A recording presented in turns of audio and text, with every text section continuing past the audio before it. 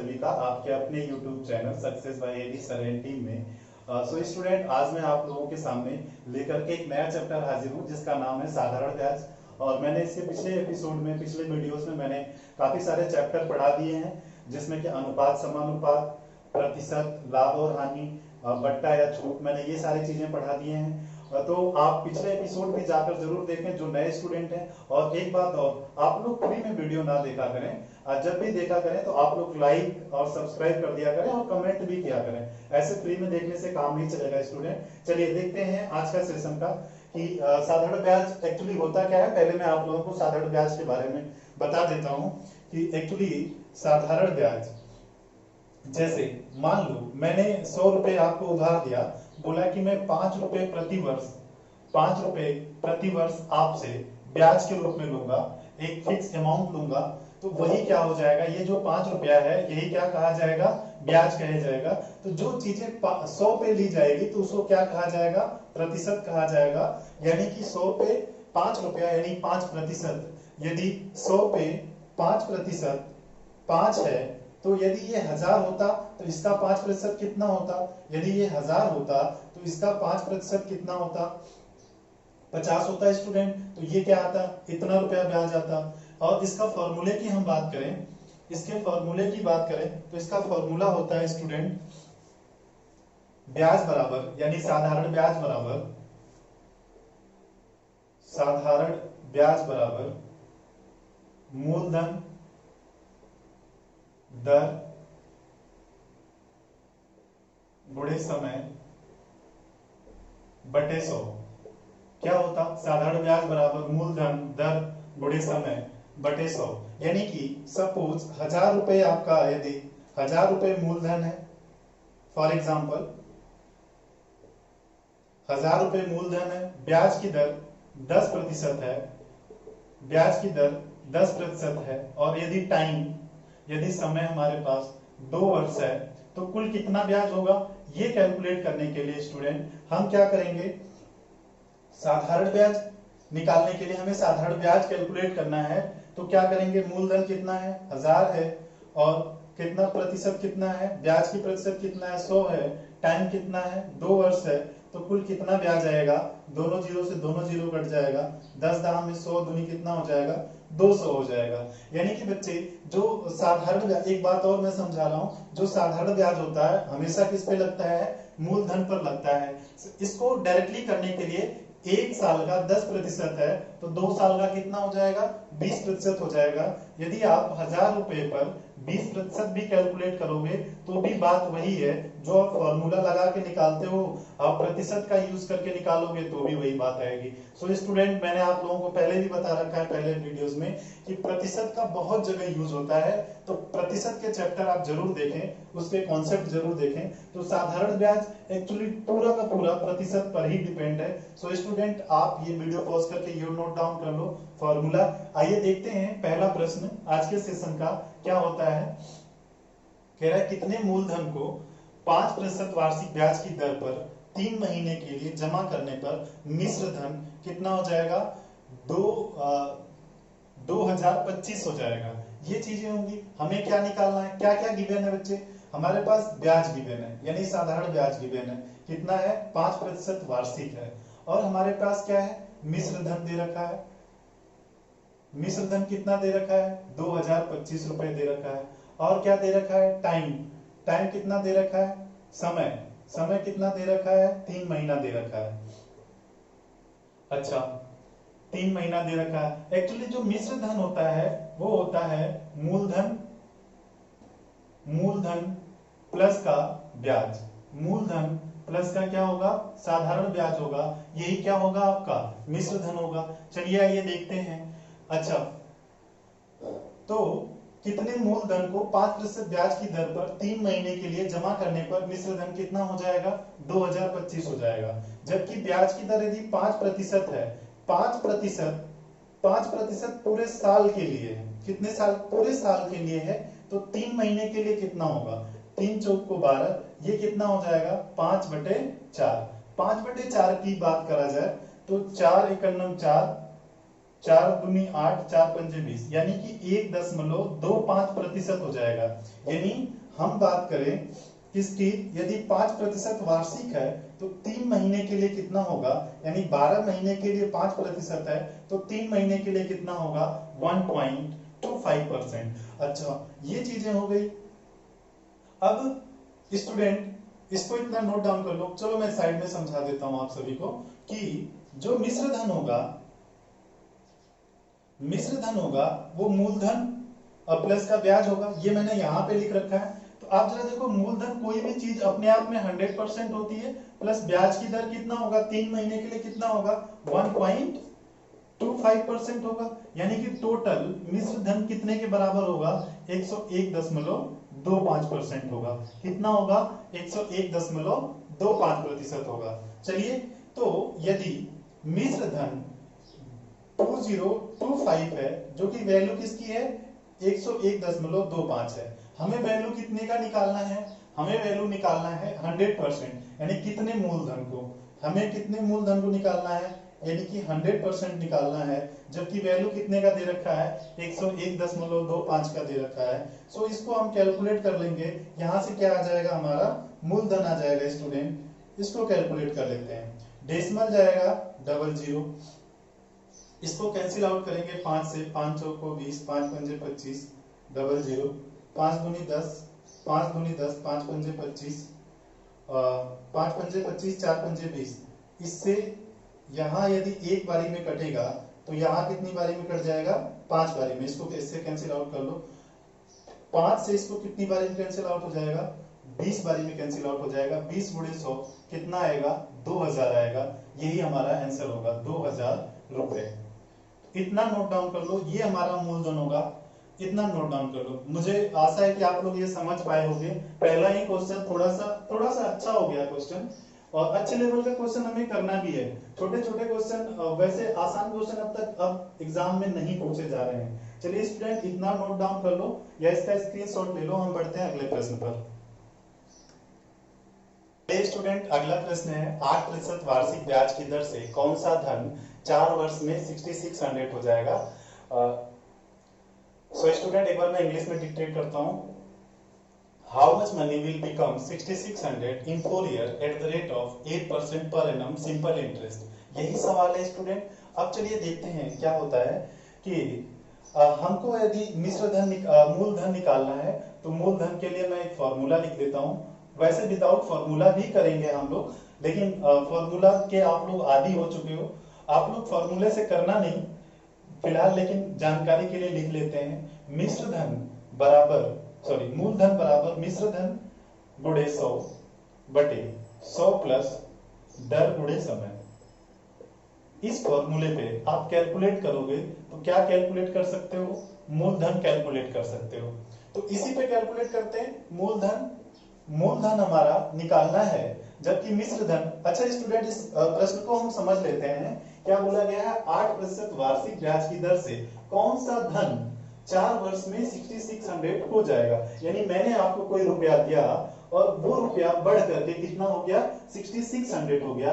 यानी कि जो मैं किसी को कोई धन देता हूं, सपोज मैंने 1000 रुपए दिया, 2 साल बाद मैंने उससे 1500 रुपया लिया, यानी इसका मतलब मैंने मूलधन तो लगाया था कितना 1000 रुपए, लेकिन मैंने मिश्र धन के रूप में कितना ले लिया है 1500 रुपए, यानी 500 रुपए क्या होगा ब्याज होगा। यानी जो मिश्र धन होगा मूलधन प्लस का साधारण ब्याज, यही क्या होगा हमारा मिश्र धन होगा। यानी कोई धन यदि हो जाएगा तो वो किसकी बात कर रहा है, वो मिश्र धन हो जाएगा। जबकि हम लगाते कौन सा है मूलधन। कौन सा धन, यानी हमें क्या निकालना है मूलधन। इतनी छोटी सी बात, मुझे आशा है कि आपको समझ आया होगा। सो स्टूडेंट देखिए, मूलधन हमें निकालना है, मिश्र धन कितना है 6600 गुणे 100 कर देंगे। 100 प्लस दर कितना है 8% और समय कितना है 4 वर्ष है। 8 गुणे 4 कितना हो जाएगा 32 हो जाएगा। 8 गुणे 4 कितना हो जाएगा 32 हो जाएगा। 8 चौको 32, यानी दर गुणे समय। दर हमारा 8% है, समय हमारा 4 वर्ष है। तो अब जरा देखो 6600 गुणे 100 और प्लस कितना हो जाएगा ये 132 हो जाएगा। 11 से हम इसको 6 बार में कैंसिल आउट कर सकते हैं। 11 × 11 11 दूनी 22, 12 बार में कैंसिल आउट कर सकते हैं। 12 से इसको कितनी बारी में, 5 बार में कैंसिल आउट कर सकते हैं। एक जीरो आई थिंक रहेगा, ये एक जीरो बचेगा। अब यहाँ पे क्या हो जाएगा, 100 में 50 की गुणा कर देंगे, कितना आ जाएगा, 50,000 आ जाएगा। ये क्या हो जाएगा, हमारा मूलधन होगा। यानी कौन सा धन, यानी मूलधन हमारा कितना हो जाएगा, 5,000 रुपए हमने यदि लगाया होगा तो मिश्र धन के रूप में कितना लगा होगा, 6600 लगा होगा। सो स्टूडेंट इतना नोट डाउन कर लो। हम इसको दूसरे तरीके से भी करते हैं, जो प्रतिशत का तरीका है। प्रतिशत का तरीका क्या कहता है, यदि एक वर्ष में यदि 8% है तो 4 वर्ष में, यानी डायरेक्टली मूलधन पे कोई भी साधारण ब्याज जब भी लगता है, किस पर लगता है, हमेशा मूलधन पर लगता है। तो ये कितना हो जाएगा, 32% हो जाएगा। कितना हो जाएगा, ये 32% हो जाएगा। अब जरा देखो, कोई भी धन अपने आप में 100% होता है, ब्याज कितना हुआ है, 32% होता है। यानी कि मूलधन 100% होता है, कोई भी चीज 100% होती है, ब्याज 132 है, यानी मिश्र धन कितना हो जाएगा, 132% हो जाएगा। हमने प्रतिशत में आप लोगों को बता रखा है कि जितने प्रतिशत की वैल्यू दे रखा है उससे करो भाग, जितने प्रतिशत की वैल्यू निकालना है उससे कर दो गुना। यानी हमें मूलधन निकालना है तो मूलधन कितना होता है, 100% होता है। मिश्र धन कितना हुआ, 132% की वैल्यू दे रखा है, हमें क्या निकालना है, मूलधन निकालना है। तो जितने प्रतिशत की वैल्यू दे रखा है उससे कर दो भाग, जितने प्रतिशत की वैल्यू निकालना है उससे कर दो गुना। अब क्या करेंगे, 11 का नाम दूनी 22, 11 6 का 66, अब 12 पंजे 60, 50 आ जाएगा, 50 गुणे 100 कितना हो जाएगा, 5000 हो जाएगा। यानी मूलधन कितना होगा, 5000 होगा। सो स्टूडेंट इतना नोट डाउन कर लो, या इसका स्क्रीनशॉट ले लो। हम बढ़ते हैं अगले। चलिए स्टूडेंट, अगला प्रश्न है, किसी धनराशि पर किसी वार्षिक ब्याज की दर से साधारण ब्याज मूलधन का 25/16 है। यदि दर प्रतिशत तथा वर्षों में समय की निरूपित करने वाली संख्याएं बराबर हो तो ब्याज की दर बताइए। स्टूडेंट मैं इंग्लिश में डिक्टेट करता हूं। A sum of money a certain sum of money at a certain rate in certain time becomes 15/16 of simple interest if the rate of interest is numerically equals to number of time of year, then find rate of interest। यदि numerically क्या चीज equal है, numerically rate percent किसके बराबर है, समय को निरूपित करने वाली संख्या के बराबर है, तो हमें क्या निकालना है, ब्याज की दर निकालना है। तो स्टूडेंट इस प्रश्न को मुझे लग रहा है आप लोग पढ़ के समझ लिए होंगे। एक बार खुद से सॉल्व करने की कोशिश करो पेन और पेपर पर, कि मैं समझाता हूं आप लोगों को। किसी धनराशि पर, कोई धनराशि है, किसी वार्षिक ब्याज की दर से साधारण ब्याज मूलधन का 25/16 हो जाता है यदि दर प्रतिशत वर्षों में समय को निरूपित करने वाली संख्या के बराबर है। यानी कि जो दर है, यानी सपोज करो दर हमारा आर है तो समय भी हमारा क्या है, आर है। यानी आप ऐसे भी कह सकते हो कि समय यदि टी मानते हो तो रेट को भी आप क्या मान लो, टी मान लो, कुछ भी मान सकते हो। यानी कि ये दोनों बराबर है, जो संख्या ये है वही संख्या ये है। हम इसको x या कुछ भी मान सकते हो, कोई भी वेरिएबल मान सकते हो। अब देखो ये क्या कह रहा है कि जो साधारण ब्याज है, वार्षिक का ब्याज, साधारण ब्याज मूलधन का, साधारण ब्याज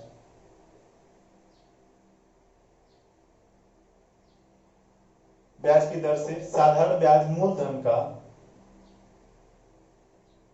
साधारण ब्याज मूलधन का 25/16 है। ये बात कर रहा है, साधारण ब्याज मूलधन का 25/16 है। यानी साधारण ब्याज और मूलधन, इसको इधर लाएंगे तो ये बटा में हो जाएगा, साधारण ब्याज बटे मूलधन बराबर हो जाएगा 25/16 हो जाएगा। यानी साधारण ब्याज 25 होगा तो मूलधन कितना होगा, 16 होगा। यानी कि 25 रुपया ब्याज है, मूलधन 16 है, और रेट और समय दोनों बराबर ही है। और यहां बटे क्या लिखोगे, 100, क्योंकि ये फॉर्मूले में होता है। अब ये बच्चे आ जाएगा 25/16 इंटू 100, क्योंकि ये आएगा 16 भाग हो जाएगा, 100 से गुणा कर दोगे, इज इक्वल टू क्या हो जाएगा, t² हो जाएगा। जब t² हो जाएगा तो इधर जितनी भी संख्याएं हैं t की वैल्यू निकालने के लिए सारे रूट में हो जाएंगे। तो 25 का कितना आता है 5, 16 का कितना आता है √4 और 100 का कितना रूट आता है, यानी वर्गमूल निकाल लो सबका, यानी ये हो जाएगा आपका 25/4। आपको क्या निकालना था, ब्याज की दर, यानी यही टी होगा और यही आर होगा, यही दर होगा और यही ब्याज होगा, समय होगा। तो ये 50/4 यानी कि ये आर के बराबर है, यानी ये कितना हो जाएगा 50/4, यानी कि 50 को 2 बार आधा करोगे, एक बार आधा करोगे तो 25, 2 बार आधा करोगे तो कितना आ जाएगा 12.5, या आप 4 से भाग करके देख लो कितना आएगा 12.5% आएगा। सो स्टूडेंट इतना सा बात आप नोट डाउन कर लो या इसका स्क्रीनशॉट ले लो, और मैं इसको दूसरे तरीके से बताता हूं कैसे करोगे। चलिए, आई होप आपने वीडियो को पॉज करके वो नोट डाउन कर लिया होगा। इस तरह का जब भी प्रश्न आए स्टूडेंट, तो आपको कुछ भी नहीं करना है, करना सिर्फ इतना ही है कि जैसे दे रखा है कि कितना साधारण ब्याज मूलधन का इतना है, तो इसको क्या कर लो 25/16 को अंडर रूट में ले लो, गुणे 10 कर देना, बराबर यही दर होगा और यही समय होगा। लेकिन ये किस कंडीशन में करोगे कि जब दर और समय दोनों न्यूमेरिकली बराबर हो। तो इतना सही करना है, अंडर रूट में लेना है, इस जो नंबर दे रखा है यानी फ्रैक्शन दे रखा हो इनटू 10 कर लेना, क्योंकि जो 100 आता है आपके फॉर्मूला का यहाँ अंडर रूट में आएगा कितना हो जाएगा 10 हो जाएगा, यानी ये 5/4 इंटू 10 कैलकुलेट करोगे तो कितना आएगा 12.5% आएगा। यही आपका दर है। यदि समय की बात किया जाएगा तो 12.5 वर्ष, दर की बात किया जाएगा तो 12.5% होगा। सो स्टूडेंट इसको नोट डाउन कर लो या इसका स्क्रीनशॉट ले लो। हम बढ़ते हैं अगले प्रश्न पर। स्टूडेंट अगला प्रश्न है, कोई राशि साधारण ब्याज द्वारा किसी दर से 3 वर्ष में स्वयं की 7/6 गुनी हो जाती है, ब्याज की प्रतिशत वार्षिक दर है। स्टूडेंट इंग्लिश में डिक्टेट करता हूं, ये sum of money becomes 7/6 of itself in 3 year, then find rate of simple interest. यही बात है स्टूडेंट। अच्छा देखो, जब राशि स्वयं की 7/6 गुनी हो गई, इसका मतलब जब इतना हो गया तो होने के बाद क्या हो जाता है, कोई भी चीज जब ब्याज लग के बढ़ जाता है तो क्या हो जाता है मिश्र धन, यानी मिश्र धन किसका, मूलधन का, स्वयं का मूलधन का मतलब क्या होगा मल्टीप्लाई, कितना हो जाता है 7/6 हो जाता है। तो स्टूडेंट ये मिश्र धन अपॉन मूलधन बराबर हो जाएगा 7/6 हो जाएगा, यानी मिश्र धन 7 है तो मूलधन कितना है 6 है। तो स्टूडेंट आप एक बात बताओ कि जब हमारा मूलधन 6 रुपया है, मिश्र धन 7 रुपया है, तो ब्याज कितना होगा 1 रुपया होगा या नहीं होगा। मैंने आपको 6 रुपया दिया, आपने मुझे ब्याज सहित 7 रुपया लौटाया, इसका मतलब ब्याज कितना होगा 1 रुपया होगा। 6 रुपए पर ब्याज की दर हमें निकालना है, दर हमें निकालना है, समय दे रखा है कितना 3 वर्ष, मल्टीप्लाई बाय 100। अब स्टूडेंट ये आ जाएगा 100, 6 कितना हो जाएगा 18 इंटू दर, ये हो जाएगा। अब स्टूडेंट क्या करना है आपने 18 से इसको भाग देना, 18 पंजे 90, 10/18 यानी कि 5 से ही 5/9% आ जाएगा क्या, दर आ जाएगा। सो स्टूडेंट ये आपका आंसर होगा, इसको नोट डाउन कर लो या आप इसका स्क्रीनशॉट ले लो। हम बढ़ते हैं अगले प्रश्न पर। स्टूडेंट अगला प्रश्न है, किसी राशि पर 6 से ही 1/4 वर्षों के बाद का साधारण ब्याज उस राशि का 3/8 हो जाता है, ब्याज की दर बताइए। ये sum of money becomes 3/8 of itself, sorry, simple interest becomes 3/8 of itself of a sum of money after 1/4 year, then find rate of simple interest. यही बात कह रहा है, आफ्टर 1/4 में वह राशि यानी कि सम ऑफ मनी क्या हो जाता है, सम ऑफ मनी का जो सिंपल इंटरेस्ट है वो कितना हो जाता है 3/8 गुना हो जाता है। तो यानी साधारण ब्याज कह रहा है, इसमें क्या कह रहा है, इसमें कह रहा है कि वर्षों के बाद का साधारण ब्याज, साधारण ब्याज जो होता है वो साधारण ब्याज के लिए कह रहा है, क्या कह रहा है स्टूडेंट, साधारण ब्याज मूलधन का कितना हो जाता है 3/8, उस राशि का यानी जितना आपने पैसा लगाया है, जो पैसा आप लगाते हो उसको क्या कहते हैं, मूलधन कहते हैं। यानी साधारण ब्याज बटे मूलधन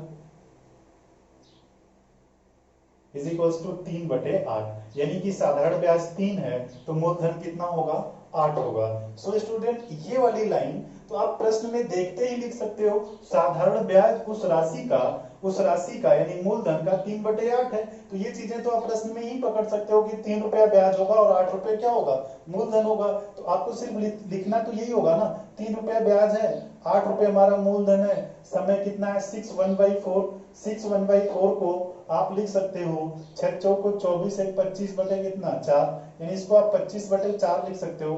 फॉर्मूले में 100 होता ही होता है, हमें दर निकालना है, यानी कि क्या निकालना है, आर निकालना है, या आप लिख सकते हो दर।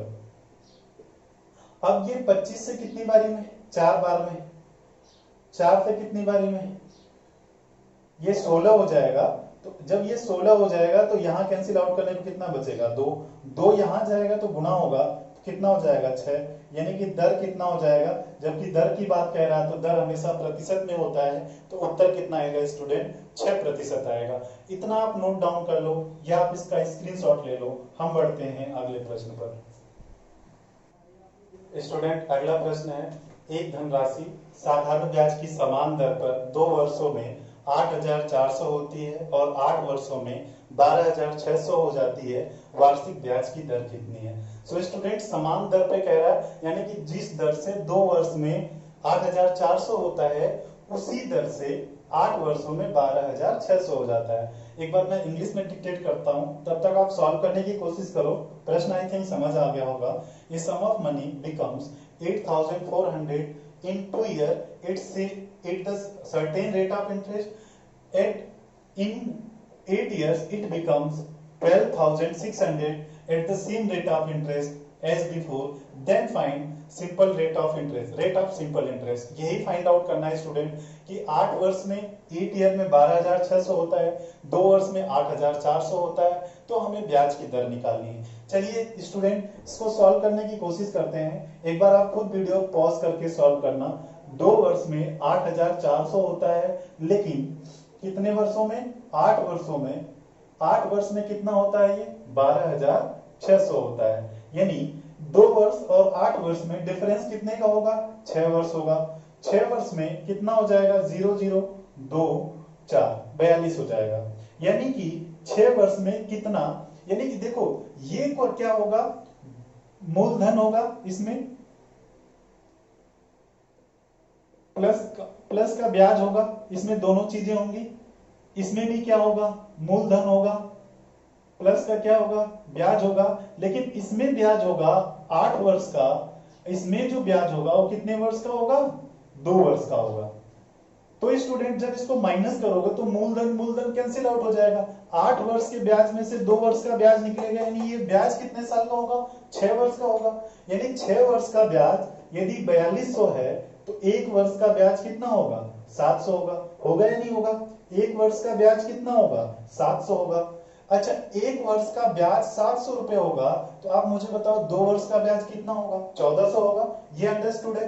तो आप जरा देखो इस 8400 में 2 वर्ष का ब्याज यदि निकाल दिया जाए, 2 वर्ष का एसआई निकाला जाए, 2 वर्ष का सिंपल साधारण ब्याज निकाल दिया जाए, यानी कि 2 वर्ष का, 1 वर्ष का 700 तो 2 वर्ष का कितना हो जाएगा, 1400। यदि ये माइनस कर लिया जाए तो हमारे पास जो मूलधन बचेगा, यानी मैं ब्याज इसमें से निकाल दूंगा तो मूलधन कितना बचेगा, 7,000 बचेगा।